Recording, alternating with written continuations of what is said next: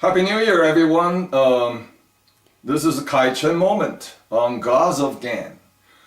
So this is a new year and new administration is going to take power. I hope, I have high hope and high expectations of this new Republican administration. But yet, I want to suggest a few important points to this new administration's foreign policy, especially for the Chinese and Korean and North Korean policies for U.S. policy toward Asia.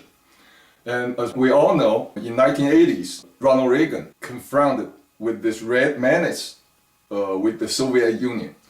And his policy was not so much like previous administrations, to contain, to control through detente, and basically recognizing the legitimacy of the Soviet Union.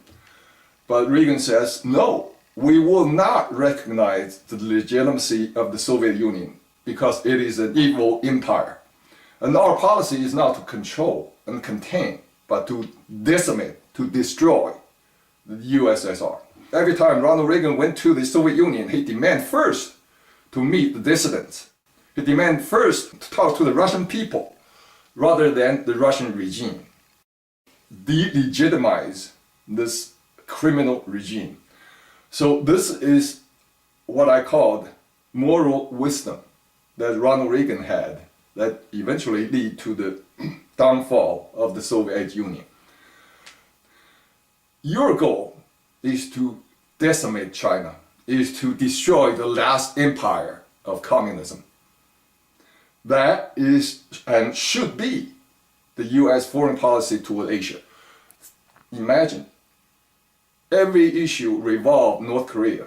It's basically the Chinese issue.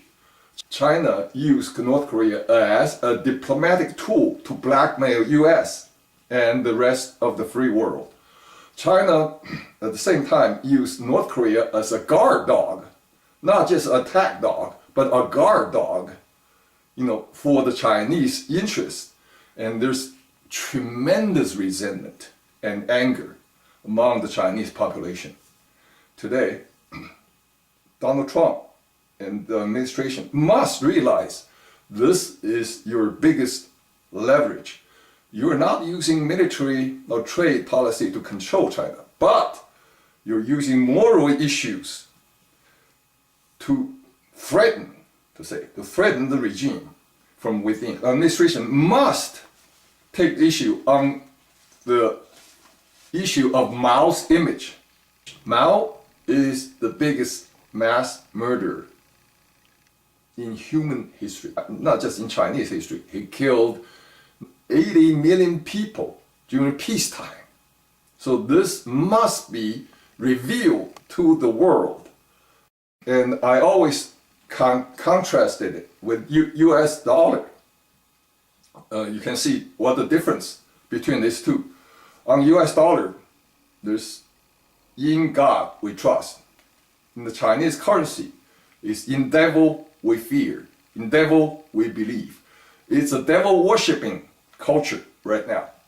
Secondly, you must mention the Tiananmen Square massacre. That is a fundamental threat to the Chinese regime. This is a headband I picked up from Tiananmen Square in 1989.